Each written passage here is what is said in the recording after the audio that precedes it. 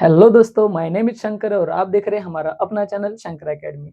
तो दोस्तों, क्लास 12 की इस लेक्चर सीरीज में आप देख रहे हैं सॉलिड स्टेट चैप्टर 1 का लेक्चर नंबर 4, जहाँ पे हम लोग कुछ पॉइंट्स पे चर्चा करने वाले हैं जिनका हेडिंग कुछ ऐसा है। तो एक बहुत ज्यादा इंपॉर्टेंट सीईटी और बोर्ड दोनों के लिए आईएमपी वीआईएमपी जो भी है वो पैकिंग इफिशियंसी नाम का concept.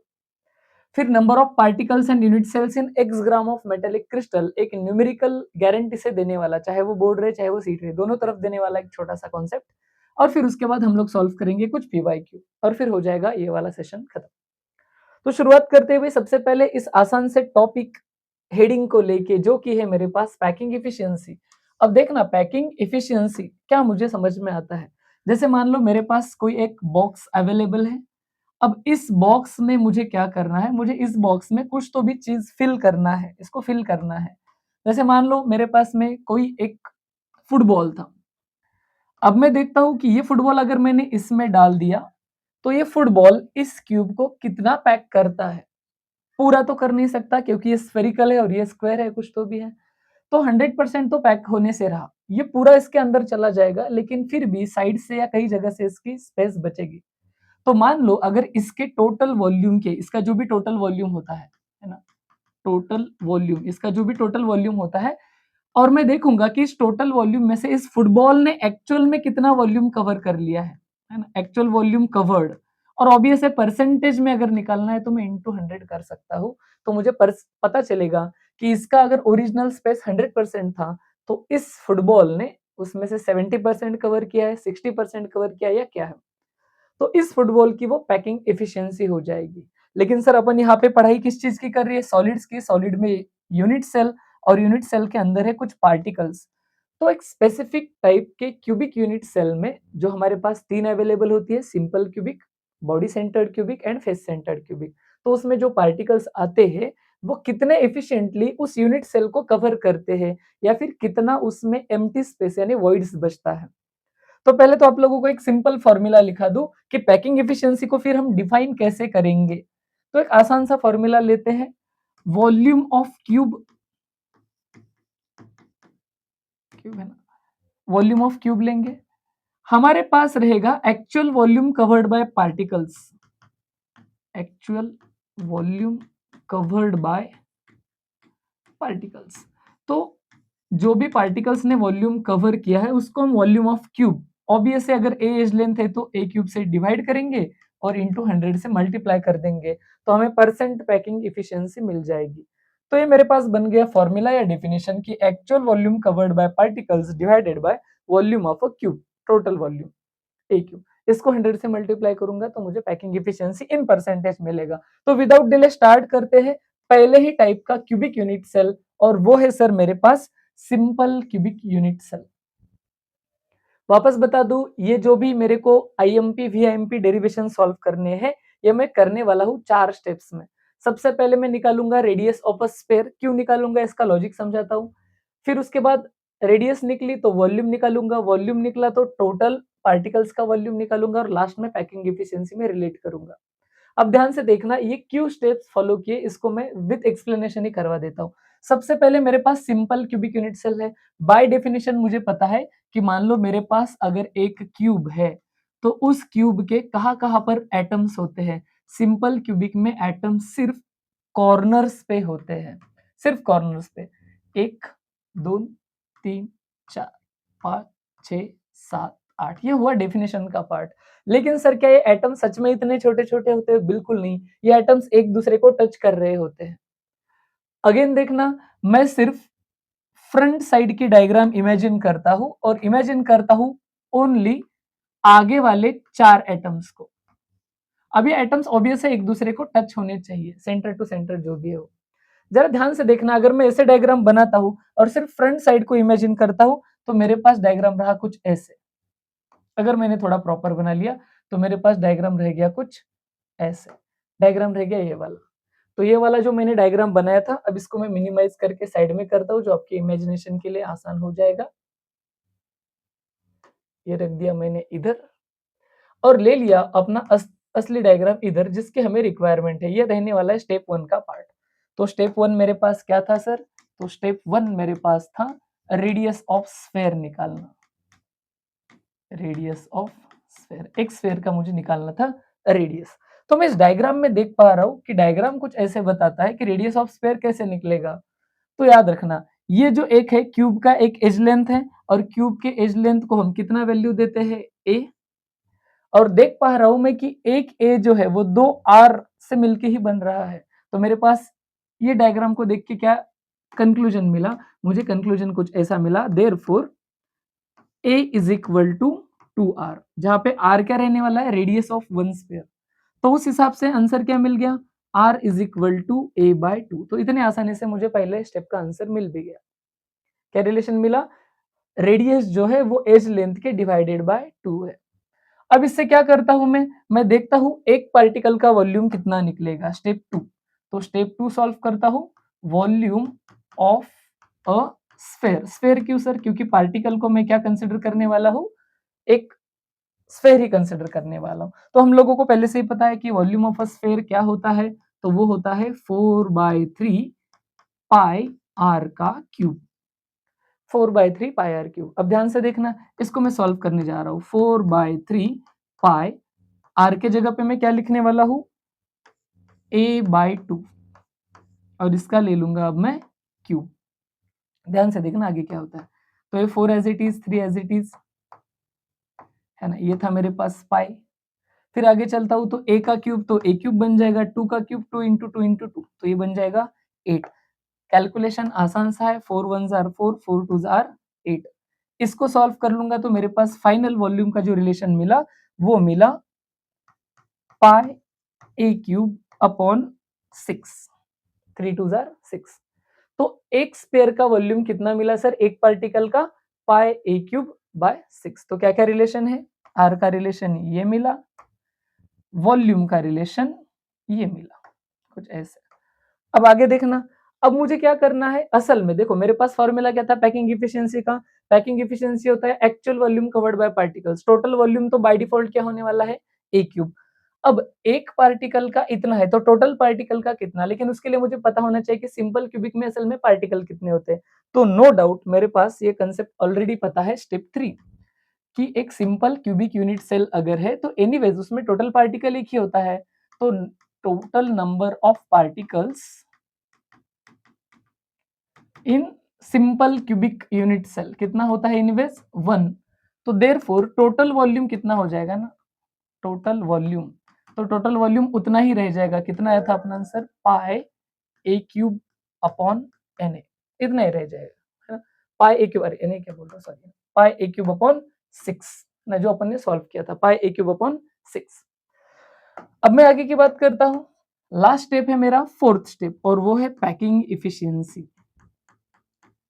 Packing efficiency, packing efficiency निकालना है तो अगेन क्या सॉल्व करना है, तो मेरे को सॉल्व करना है packing efficiency is equal to actual volume covered by particles divided by volume of a cube into 100।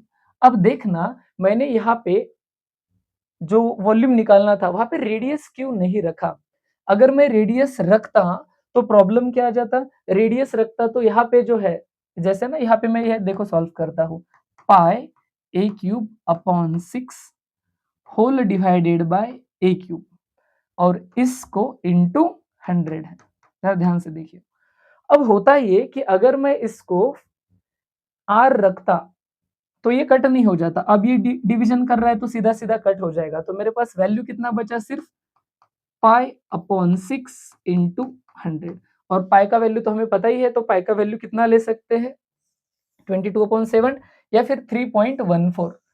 तो अगर मैं इसको सॉल्व करता हूं तो मेरे पास कुछ वैल्यू ऐसे मिलती है। ओके चलो, तो वैल्यू मिल रहा है कुछ ऐसे।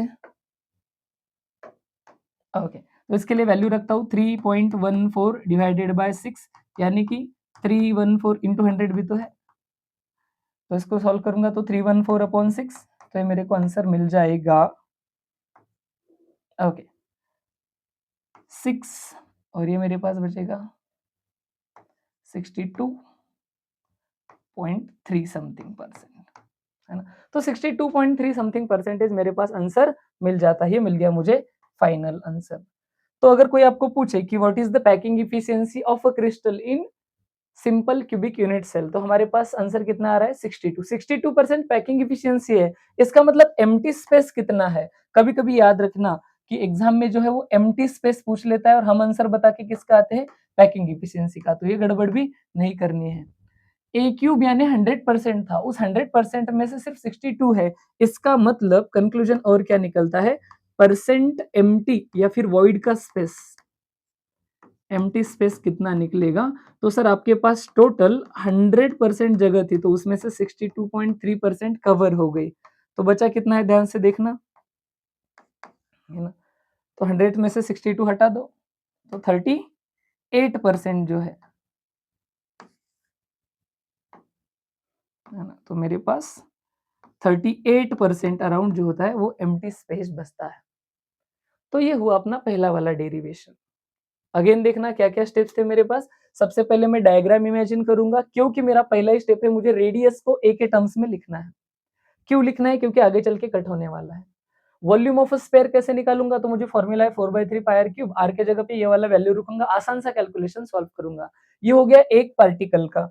अब मुझे देखना है total particle, anyways simple cubic में एक ही पार्टिकल होता है, तो एक ही पार्टिकल हो गया। एक ही पार्टिकल हो गया तो आगे बढ़ता हूँ, है ना, तो पूरा वॉल्यूम आ जाएगा। पैकिंग एफिशिएंसी होता है एक्चुअल वॉल्यूम अपॉन ए क्यूब इंटू 100। तो हमने आगे सॉल्व कर लिया। आसान सा कैलकुलेशन मुझे अराउंड देता है 62% का पैकिंग एफिशिएंसी। तो बचा हुआ जो है अराउंड 38% एम्प्टी स्पेस बचेगा। ओके, कर लेते हैं एक आसान सा क्वेश्चन जो अपीयर हुआ है रिसेंट सीईटी एग्जाम में। जरा ध्यान से देखना क्वेश्चन क्या कहता है। क्वेश्चन में हमें बोल रहे कैलकुलेट एज लेंथ। हमें पता है एज लेंथ को ए से रिप्रेजेंट करते हैं। Unit cell of metal having atomic radius, radius कितना दिया है मेरे पास 170 पिकोमीटर, रेडियस दिया है 170 पिकोमीटर, है ना, picometer of a simple cubic, और सिंपल क्यूबिक बोला है। अब देखना ध्यान से, दो ही चीजें हैं, मेरे को पूछा है ए और मेरे को दिया है आर। तो हमें पता है ए इज इक्वल टू 2r होता है, या फिर r is equal to a/2 होता है। ये तो डेरिवेशन का पार्ट है, क्योंकि हमें पता है सर डायग्राम तो कुछ ऐसे था, एक पार्टिकल यहाँ पे था, एक पार्टिकल यहाँ पे था, ये रेडियस और ये था a।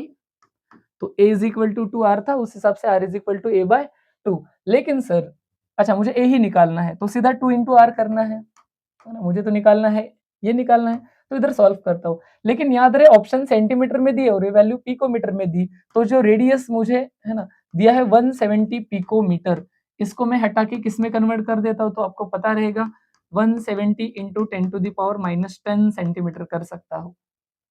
एक्सप्लेन किया था वीडियो नंबर 1 में, लेकिन फिर भी अगर चाहो तो बता दूं। पिकोमीटर हटाना है तो 10⁻�12 लगाऊंगा, और मीटर लगाना है तो 100 सेंटीमीटर लगाऊंगा।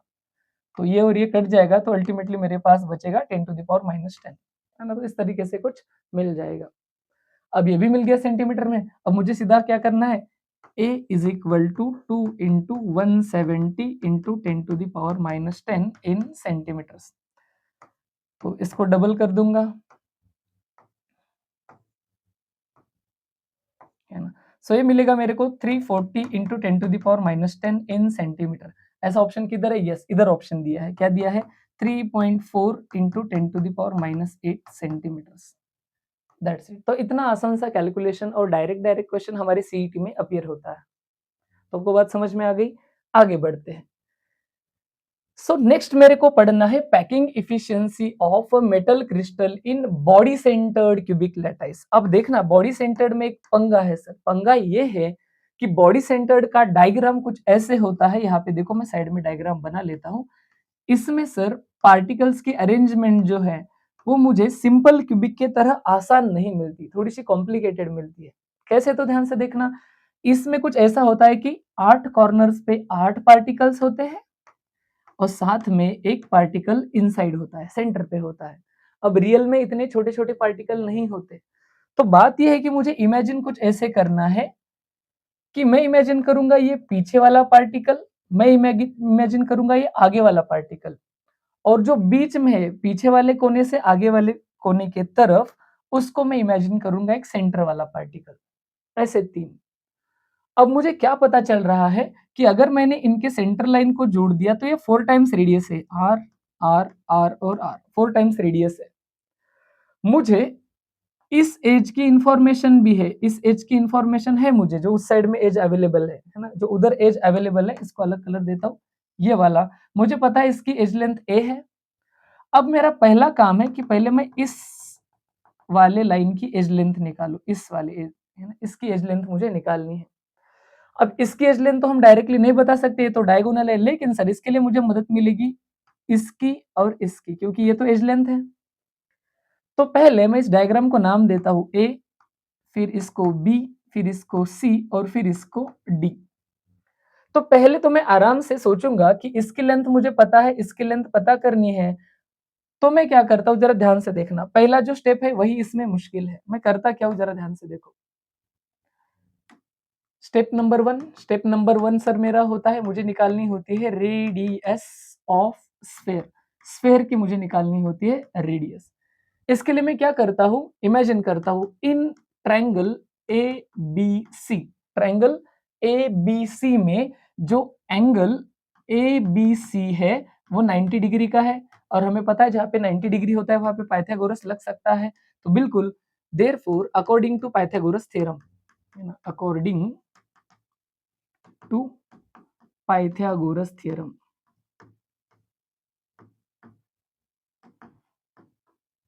पाइथागोरस थ्योरम से क्या पता चलता है सर, ए बी का स्क्वायर प्लस सी बी का square is equal to A C का स्क्वायर।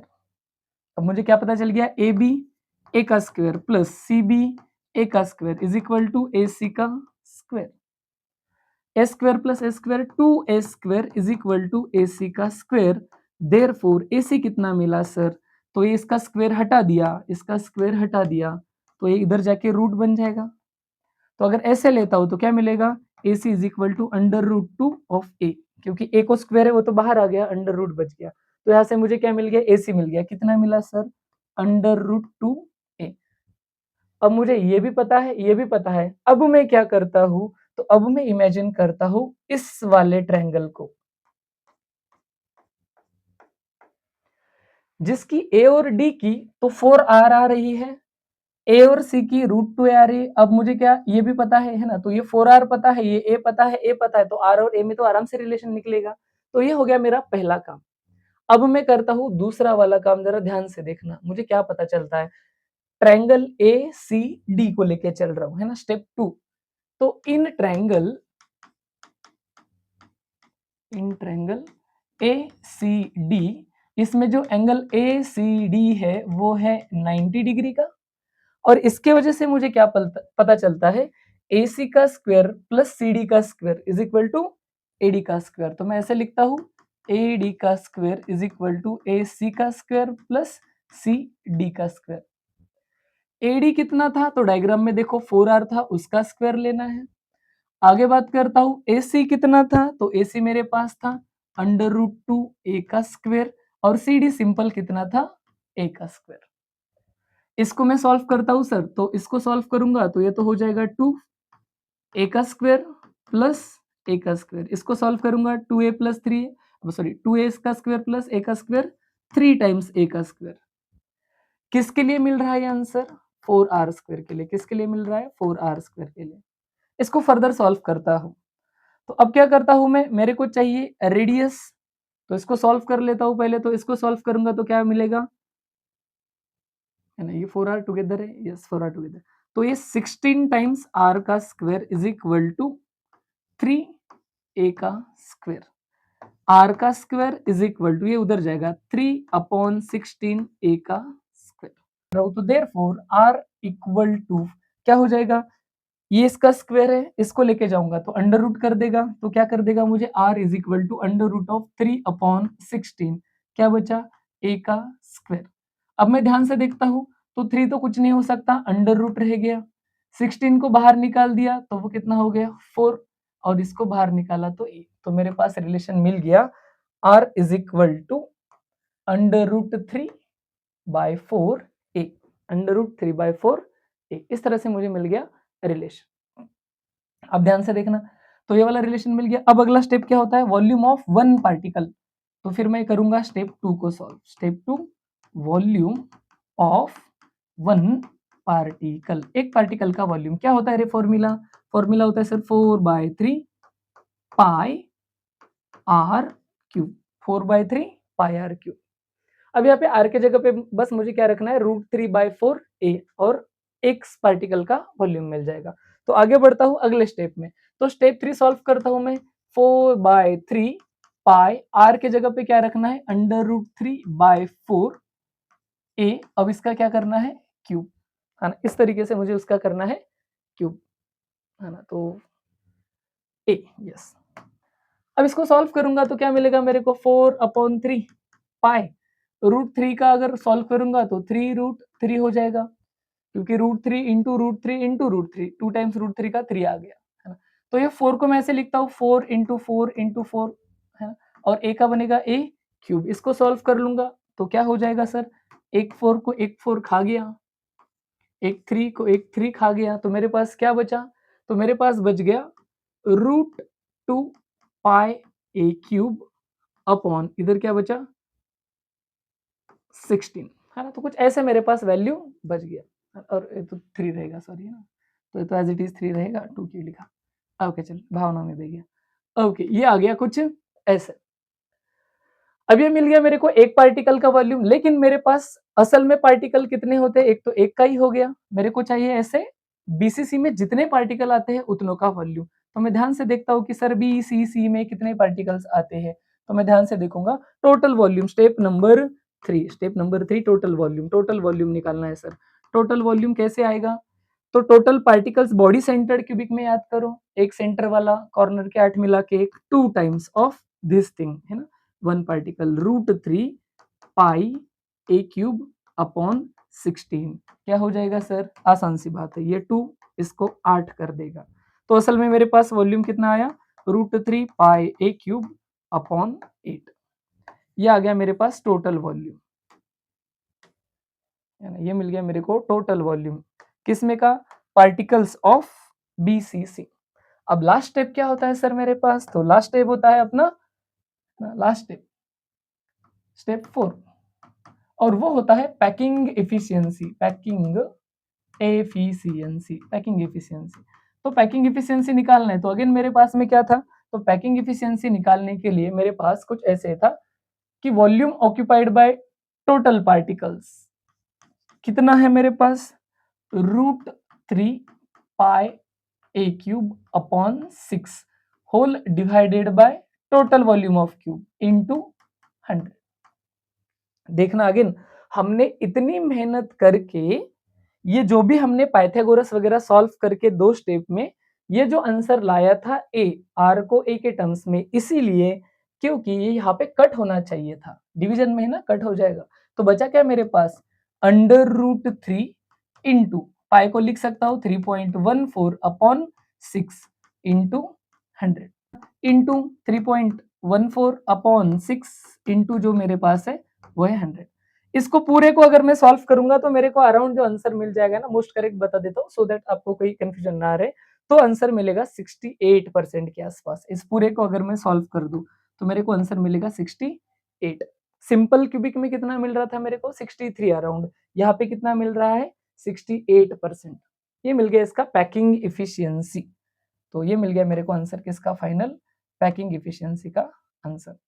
अगर पैकिंग इफिशियंसी है तो परसेंट एम्प्टी स्पेस कितना, तो उसके लिए यहाँ पे जस्ट है ना एक छोटे से बॉक्स में लिख देता हूँ, क्योंकि बहुत बार हमें ध्यान से पढ़ना पड़ता है, क्वेश्चन पूछा एक और हम बताते एक है ना। तो उसके लिए क्या करना है, तो देयरफॉर परसेंट एम्प्टी स्पेस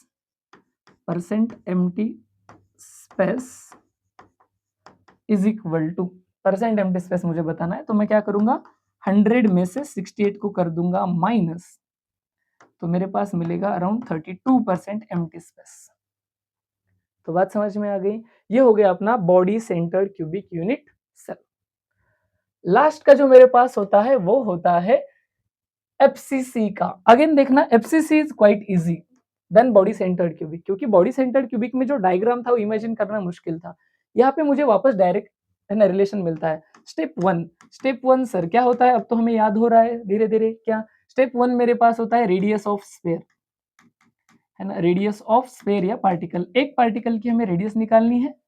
तो यहाँ पे क्या है डायग्राम, तो वापस अगेन मैं है ना मेहनत कम करके थोड़ा सा डायग्राम आपके सामने रेडीमेड लेके रखता हूँ, तो ध्यान से देखना। एफसीसी का डायग्राम कुछ इस तरह से होता है। अगर एक मेरे पास क्यूब है तो क्यूब में 8 कॉर्नर्स पे 8 पार्टिकल तो हो ही जाते हैं ना, 1 2 3 4 5 6 7 8, और एक होता है फेस फेस पे, है ना, सारे ही फेसेस पे। तो मुझे नोटिस होता है कि ये एक ही फेस पे 3 लाइन में टच होते हैं। ध्यान से देखना है ना, ये तो थोड़ा रफ में बना दिया मैंने। इधर ध्यान से देखो, है ना, हर कॉर्नर पे पार्टिकल है और फेसेस पे भी पार्टिकल है। तो मुझे सीधा-सीधा रिलेशन मिलता है कि ये जो फ्रंट फेस है यहाँ पे पार्टिकल्स है और ये यहाँ पे और ये यहाँ पे। एज लेंथ ए और ये आर आर वापस आर और आर, 4r, क्योंकि देखो ना इसका पूरा डायमीटर आ गया और इसके दोनों के रेडियस आ गए। तो सीधा-सीधा मुझे इन ट्रायंगल क्या मिलता है मेरे पास, ए बी सी। क्योंकि angle A B C 90 degree है तो मैं बोल सकता हूँ, क्या बोल सकता हूँ मैं, कि ए सी का square is equal to A D का स्क्वायर प्लस डी सी का स्क्वायर। आसान भाषा में ए का स्क्वायर प्लस ए का स्क्वायर। एसी के बदले में क्या था, 4r का स्क्वायर। इसको मैं सॉल्व करता हूँ, 4r whole square is equal to, यहाँ पे क्या मिलता है मुझे, 2a का स्क्वायर। अब मैं क्या करता हूँ, ये स्क्वायर हटाने के लिए under root in both side लेता हूँ, तो मुझे क्या मिलेगा, under root of this is 4r, क्योंकि दोनों को स्क्वायर है तो वो तो 4r बच गया, इसका अंडर रूट ले लिया तो। और इसको अगर मैंने अंडर रूट ले लिया तो 2 को स्क्वायर नहीं तो रूट 2 बचेगा और ये बचेगा a। अगर मैं इसको फर्दर सॉल्व करता हूँ तो देयरफॉर मेरे पास r इज इक्वल टू क्या मिलेगा रे, r इज इक्वल टू मेरे पास मिलेगा सर रूट 2a और इसके डिवाइडेड बाय कौन बन जाएगा, 4। तो ये मिल गया मुझे radius of one sphere, one particle, एक पार्टिकल का मिल गया। अब ध्यान से देखना, मेरे को क्या करना है, स्टेप 2 सॉल्व करना है सर। स्टेप 2 क्या इन्फॉर्मेशन देता है sir, volume of sphere, sphere यानी क्या, पार्टिकल, एक पार्टिकल का मुझे निकालना है वॉल्यूम। अगर एक पार्टिकल का वॉल्यूम निकालना है तो मेरे पास वापस फॉर्मूला 4/3 पाई आर का क्यूब। चेंज क्या करना है, आर के जगह पे ये वाला वैल्यू डालना है, तो क्या मिलेगा 4/3 पाई, आर के जगह पे क्या रख दिया रे, आर के जगह पे रख दिया √2a अपॉन 4, इसका क्यूब करना है मुझे, है ना, क्यूब करना है। अब सॉल्व कैसे करूंगा तो देख लेना है ना, √3 और ऐसे कुछ तो भी है। तो इसको सॉल्व करता हूं मैं, तो मेरे को आंसर मिलेगा 4/3 पाई √2 इंटू √2 इंटू √2 ए का क्यूब डिवाइडेड बाय, क्या नंबर था मेरे पास नीचे, 4 था, तो 4 इंटू 4 इंटू 4, क्यूब ही तो करना है सर। अच्छा क्या हो जाएगा, कैलकुलेशन, 4 से 4 गायब हो जाएगा, बचेगा क्या मेरे पास, पाई √2 इंटू √2 2 √2 ए का क्यूब अपॉन 16। इस 16 को इससे हटा दूंगा तो 8 बचेगा, क्या बचेगा मेरे पास, पाई, या फिर √2 को आगे लेता हूँ, √2 पाई ए क्यूब अपॉन 8। ये क्या मिला सर, ये मिला मेरे को एक पार्टिकल का वॉल्यूम। अब मेरा नेक्स्ट काम क्या होता है, टोटल पार्टिकल्स का वॉल्यूम निकालना। तो फिर मैं स्टेप 3 को फॉलो करता हूँ ना, वॉल्यूम ऑफ टोटल पार्टिकल्स।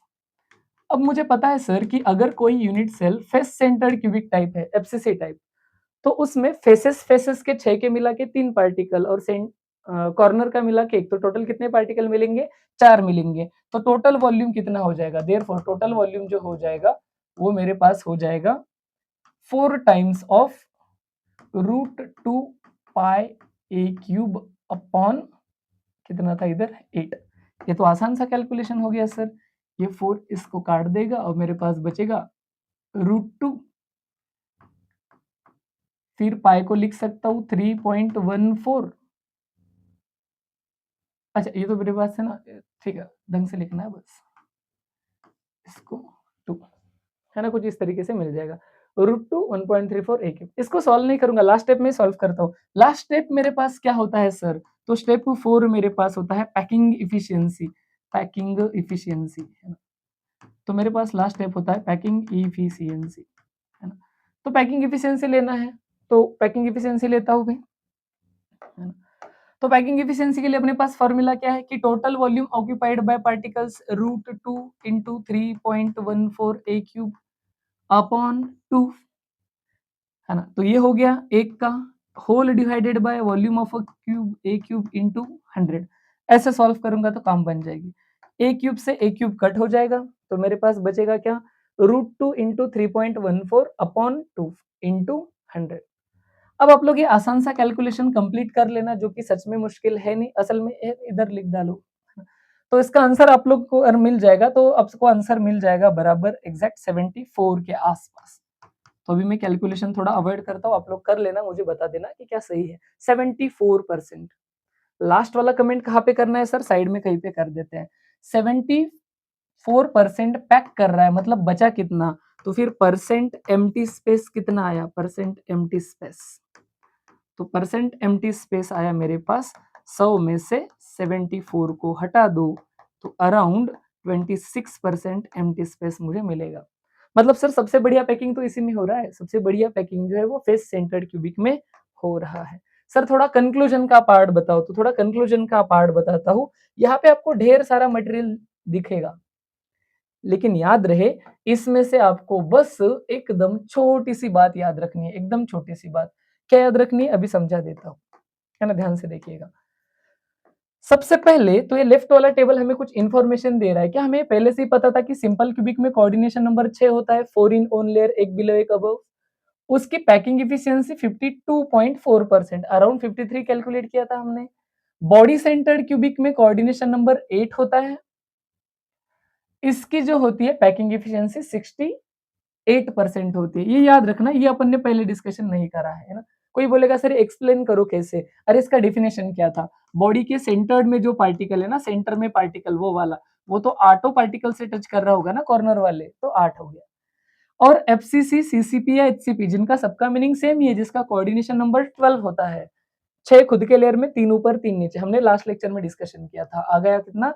74%। इन्हीं को 100 में से माइनस करो, एम्प्टी स्पेस मिलेगा। और उससे भी ज्यादा इंपॉर्टेंट VIMP पार्ट जो मैं यहाँ पे लिख के दे रहा हूँ। कोई बोलेगा सर डेरिवेशन मुझे याद नहीं होता है, तो भाई याद रखो क्योंकि ये बोर्ड में आता है, लेकिन सीईटी के लिए याद रखने की कोई जरूरत नहीं। या फिर यहाँ पे जो इतनी सारी इंफॉर्मेशन दिख रही है, कुछ याद नहीं रखना है, मुझे बस याद रखना है कि मेरे पास सिंपल क्यूबिक है, बॉडी सेंटर्ड क्यूबिक है और फेस सेंटर्ड क्यूबिक। तो बॉडी बड़ी है वहां से √3 याद रखना है, और फेस छोटा है वहां से अपने को √2 याद रखना है। बात सही है? इतने से काम बन जाएगा, है ना। तो आगे बढ़ता हूँ, सॉल्व कराता हूँ आप लोगों को एक क्वेश्चन। क्वेश्चन कैसा है जरा ध्यान से देखियो, है ना। क्वेश्चन कुछ इस तरह से अपन सॉल्व करेंगे। अब क्वेश्चन को देखना रे, ध्यान से देखना। The unit cell of metallic silver is FCC। सबसे पहला इंफॉर्मेशन दे दिया सर, FCC है, मतलब n का वैल्यू कितना है रे? 4 है। फेस सेंटर्ड क्यूबिक है ना, ओके, n का वैल्यू 4 मिल गया।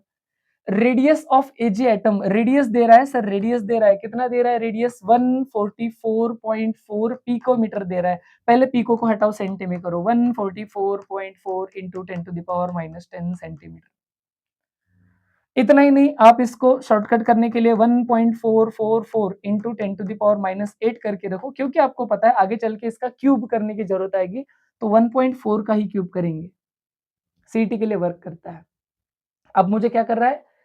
पहला क्वेश्चन पूछा रहा है एज लेंथ बताओ, दूसरा क्वेश्चन वॉल्यूम ऑफ एजी, फिर the percent of volume of the unit cell यानी पैकिंग इफिशियंसी, और पूछ रहा है परसेंट एम्प्टी स्पेस। अरे सर ये तो चारों चीजें पूछ रहा है, मतलब यहाँ से एक ही क्वेश्चन में 4 सीईटी क्वेश्चन बन गए, लेकिन बोर्ड का तो एक ही क्वेश्चन होता है ना। तो बड़े ध्यान से अपन सॉल्व करेंगे चारों चीजों को, वन बाय वन स्टार्ट करते हैं ना। तो सबसे पहला जो मेरे को कैलकुलेशन, इधर ये आंसर मैच करने के लिए रखा है, लास्ट में मैच करेंगे। Okay, one by one start करते। सबसे पहले ए से स्टार्ट करते। अपने को पूछ रहा है एज लेंथ बताओ, तो हमें पता है किसकी बात हो रही है? एफसीसी की हो रही है। तो एफसीसी के लिए फॉर्मूला लिख दो। एफसीसी के लिए फॉर्मूला क्या होता है रे? एफसीसी फेस सेंटर है ना, उससे याद रखना था। एफसीसी के लिए हमने याद रखा है sir, radius is equal to √2, face छोटा है ना, अपॉन A/4, ऐसे कुछ है ना। तो ये अब मुझे क्या पूछ रहा है? वो एज लेंथ ए पूछ रहा है, तो इसके लिए रीअरेंज करता हूँ। रीअरेंज करूंगा तो क्या मिलेगा रे? ए इज इक्वल टू, ये 4 उधर जाएगा, 4r/√2। अब मैं इसको सॉल्व करता हूँ, तो क्या मिलेगा मेरे को? 4 इंटू आर, कितना है मेरे पास? आर है मेरे पास 1.44 इंटू 10⁻⁻8। ये आंसर किस में है? Centimetre, upon √2।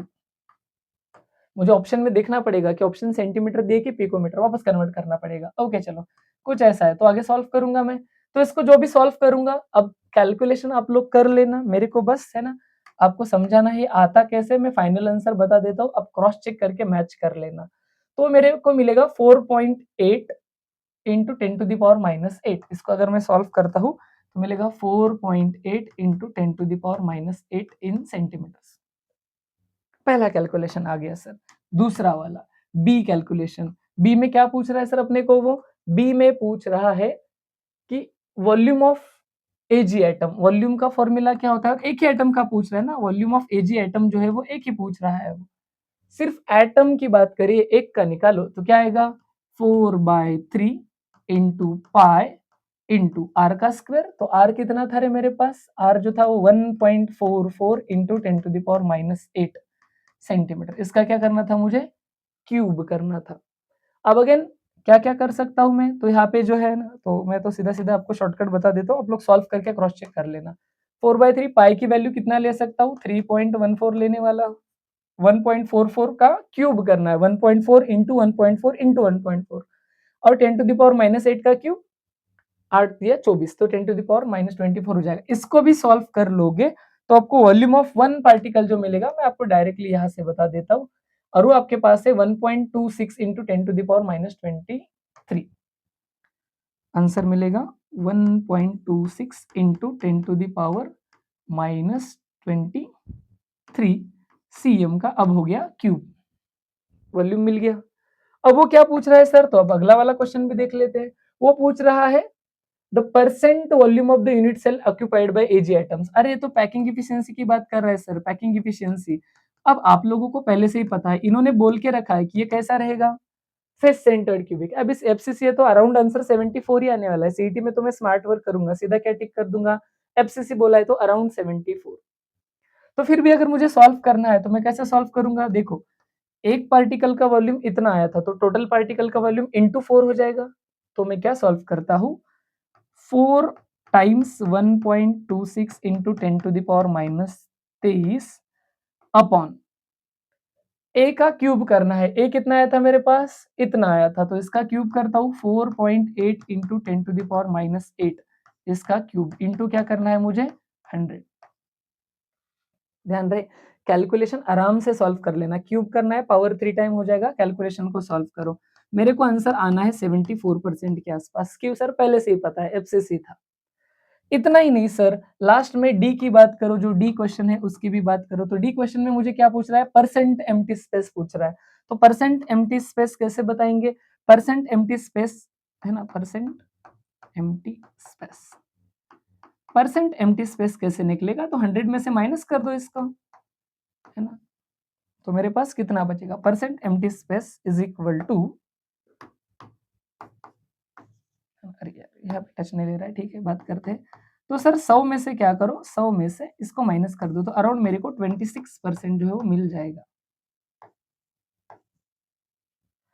ओके चलो थोड़ा ऊपर करके लिखेंगे, फिर स्लाइड कर देते हैं, है ना। 26% के आसपास मिल जाएगा। 100 में से माइनस कर दो भाई, है ना, तो इससे मेरे को आंसर मिल जाएगा। सही है भाई, सही है। तो एक ही क्वेश्चन जिसने 4 सीईटी क्वेश्चन को कवर कर दिया, तो इसका डिस्कशन भी हमने आराम से कर लिया। और आगे बढ़ते हैं।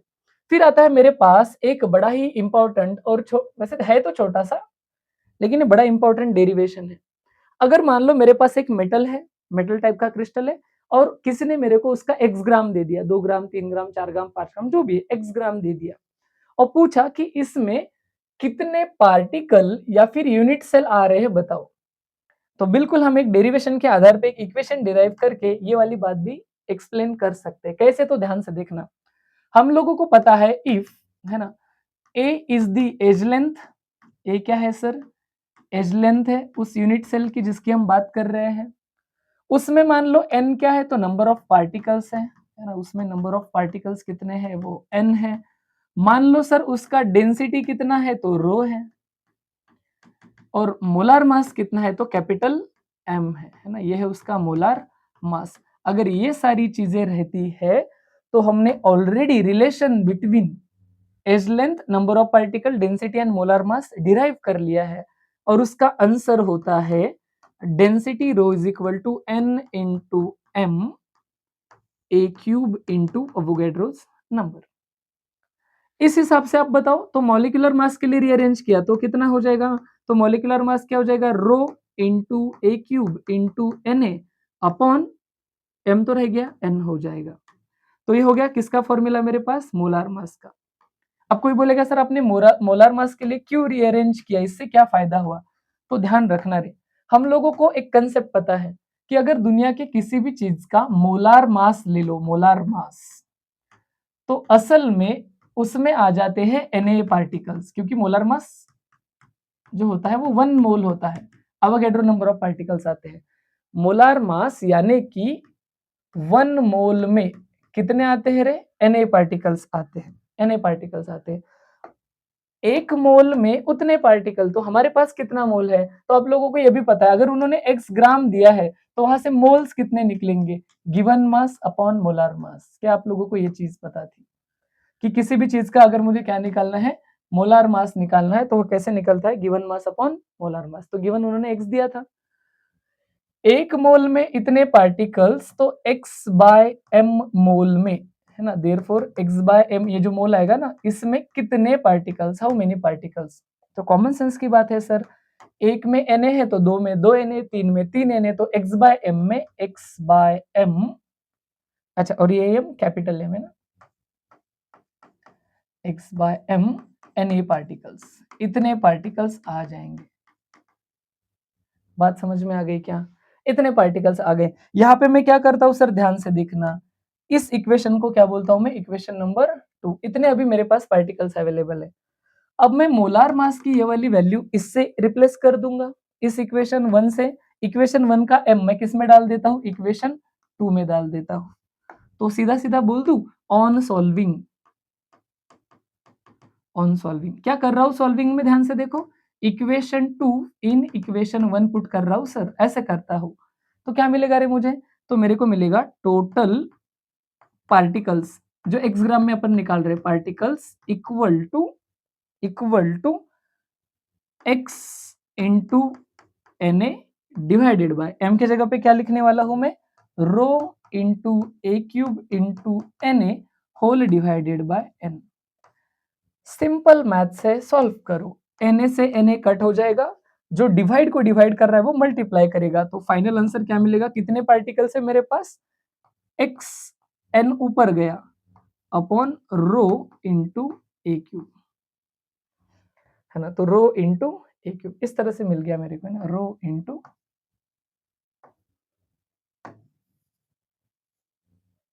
Okay, row into a cube, सिर्फ ए का क्यूब है, याद रहे, होल का क्यूब नहीं है। बात समझ में आ गई? तो मिल गया मेरे पास आसान सा छोटा सा डेरिवेशन।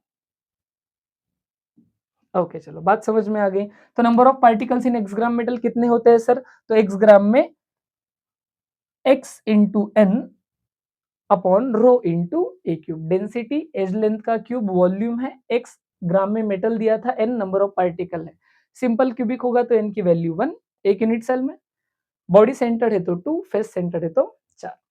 अब ये तो मिल गया नंबर ऑफ पार्टिकल्स का डेरिवेशन, खत्म, बस इतना सही है।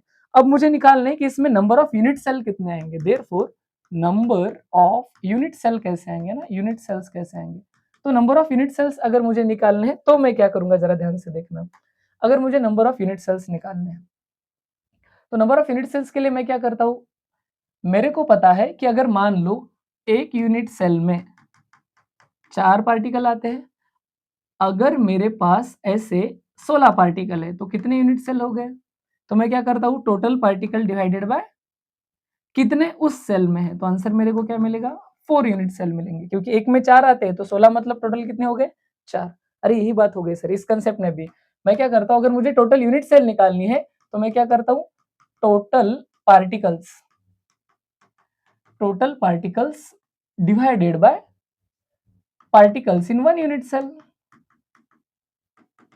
1 यूनिट सेल, ऐसे अगर कर दिया तो क्या मिलेगा मुझे, मुझे कुछ ऐसा मिलेगा कि टोटल पार्टिकल कितने आए थे, x into N upon rho into a cube whole divided by n। तो ए जो n है अब की बार ये पूरे को डिवाइड कर रहा है, तो n से n तो कट गया, तो therefore number of unit cell का फॉर्मूला, तो क्या मिल गया नंबर ऑफ यूनिट सेल का formula, x rho a cube, x divided by rho into a cube. बस n कट हो गया क्योंकि उसको तो है ना, वो तो डिवाइड में चला गया था, कट हो गया, खत्म कहानी। तो ये हो गया अपना पूरा डेरिवेशन सॉल्व। करते हैं क्वेश्चन सॉल्व और फिर 2-3 पीवाईक्यू और करते हैं सेशन को एंड, है ना। तो ये बड़ा इंपॉर्टेंट और क्रुशियल कंसेप्ट था, तो ऑब्वियस है थोड़ा सा स्लाइटली टाइम कंज्यूम है, लेकिन 100% आना चाहिए, बहुत ज्यादा इंपॉर्टेंट है। ये बोल रही नियोबियम जो भी है वो BCC body centered cubic structure बना रहा है। बीसीसी बोल के उन्होंने मेरे को हिंट दे दिया, n is equal to 2 body centered cubic है ना, ऐसा कुछ दे दिया। फिर आगे बात कर रहा हूँ डेंसिटी ऑफ नियोबियम, डेंसिटी दिया है 8.55 ग्राम पर सीएम क्यूब, ये दिया है। लेंथ ऑफ यूनिट सेल्थ एक ही बात कर रहा है सर, कितना दिया है उसने 330.6 पिकोमीटर, यहीं पे कन्वर्ट करता हूँ 303 है ना, sorry 3306 into 10⁻⁻10 in centimeter. Conversion पहले भी बताया था। How many atoms are present in x gram of, यानी कि 0.5 ग्राम ऑफ नियोबियम। अरे सर तो how many atoms and unit cell दोनों पूछ रहा है, दोनों बता देंगे। सबसे पहले अपन बताएंगे number of unit cells. Number of unit cells कैसे निकलेंगे? नंबर ऑफ यूनिट सेल्स निकलेंगे, number of unit cell is equal to, तो मेरे पास में क्या था formula, x into N rho into a cube. Calculation ध्यान से करना है, x की वैल्यू कितनी है मेरे पास 0.5 ग्राम इंटू बीसीसी से n की वैल्यू 2 पता चली थी, डिवाइडेड बाय डेंसिटी उन्होंने कितना दिया है 8.55 इंटू मेरे को a का करना है क्यूब 330.6 इंटू 10⁻⁻10 इसका करूंगा क्यूब। याद रहे कैलकुलेशन बड़े आसानी से करना, पावर का क्यूब 3 टाइम्स होता है, इसको 330 इंटू 330 इंटू 330 रफली लेना पड़ेगा। पूरा सॉल्व करोगे तो मैं डायरेक्टली आंसर बता देता हूँ, क्योंकि अपने को अभी इधर है ना छोटे छोटे कैलकुलेशंस वगैरह करके आंसर नहीं है ना, रोकना नहीं है। तो वो मेरे पास मिल जाएगा 3.25 इंटू 10⁻21, 3.21 इंटू 10⁻21। ये क्या आ गए सर? पार्टिकल्स आ गए, पार्टिकल्स आ गए। अब मेरे को क्या करना है, अब मेरे को निकालना है यूनिट सेल कितने आएंगे। अरे एक यूनिट सेल में 2 आते हैं, तो इतने माने कितने यूनिट सेल, तो फिर मेरे पास आता है number of unit cells is equal to, तो नंबर ऑफ यूनिट सेल्स अगर निकालने हैं तो मैं क्या करूंगा, टोटल पार्टिकल्स कितने हैं देखूंगा, डिवाइडेड बाय क्या करूंगा, पार्टिकल्स ऑफ 1 यूनिट सेल, यानी यहाँ पे कितने होते हैं बीसीसी में 2 होते हैं, तो टोटल पार्टिकल्स कितने आए थे मेरे पास 3.21 इंटू 10⁻21 डिवाइडेड बाय 2। इसको अगर मैं हाफ करता हूँ तो मेरे को जो मोस्ट करेक्ट आंसर मिलेगा वो भी मैं आपको बता देता हूँ, यही से 1.62 इंटू 10⁻21, 1.62 इंटू 10⁻21 यूनिट सेल्स है, वहां पे जो थे वो पार्टिकल्स थे। तो क्लियर है, आसान सा क्वेश्चन, 2 क्वेश्चन सीईटी के बन गए, एट ए टाइम एक ही पूछेगा, सीईटी में बोर्ड में दोनों पूछ सकते हैं, है ना। तो इस तरह से ये वाला भी कंसेप्ट हमारा कवर हो जाता है। तो देखना ऐसे आसान से क्वेश्चन वगैरह एग्जाम में आ रहे हैं, हमें इसको ध्यान से पढ़ना है मन लगा के। पैकिंग इफिशियंसी और ये दोनों डेरिवेशन काइंड ऑफ कंसेप्ट है, मतलब आज का पूरा लेक्चर ये डेरिवेशन काइंड ऑफ था, तो आपको इसको लिख लिख के प्रैक्टिस करनी है। जब भी हम इसको पढ़ते हैं ना, ऐसा लगता है मान लो सर समझ में आ गया, लेकिन जब हम लोग खुद से लिखने की कोशिश करते हैं, आप अभी ट्राई कर लेना, तो ऐसा लगता है कि हम ब्लैंक हो गए। तो ये ब्लैंक होना हमें अवॉइड करना है, पढ़ते रहना है, जुनून बनाना है। और आपके जो भी है ना इंथुजियाज्म के लिए, आप लोगों के लिए है ना, कुछ ऐसे ही 2 लाइनें मेरे है ना पास में थी कि हम लोग सर थोड़ा हार्ड वर्क में कम पड़ते, या फिर अरे यार बैठ रहे हैं ना, पीठ दर्द कर रहा है, दिमाग दर्द कर रहा है, पता नहीं ये मजे कर रहे हैं हम नहीं कर रहे हैं। देखो हम लोग यानी टीचर भी आपके ऊपर तभी काम कर पाएंगे जब आप एक आदर्श विद्यार्थी बनोगे। आदर्श विद्यार्थी हमारे लिए ऐसे नहीं कि तुम चुपचाप बैठ रहे हो, ओवर ऐसा कुछ नहीं है। बस आप लोगों को ये करना है कि स्टूडेंट का काम करना है। स्टूडेंट का काम क्या है, टाइम दे दो पढ़ाई के लिए, सुटेबल टाइम, अच्छे से टाइम स्पेंड करो पढ़ाई के ऊपर। फिर उसके बाद जैसे सॉल्विंग वगैरह कुछ क्वेश्चन है, अगर मैंने नंबर छोड़ दिए तो आप चुपचाप नहीं बैठोगे, उसको सॉल्व करके देखोगे, थोड़ा मैथ्स ना खुद से मेहनत करोगे।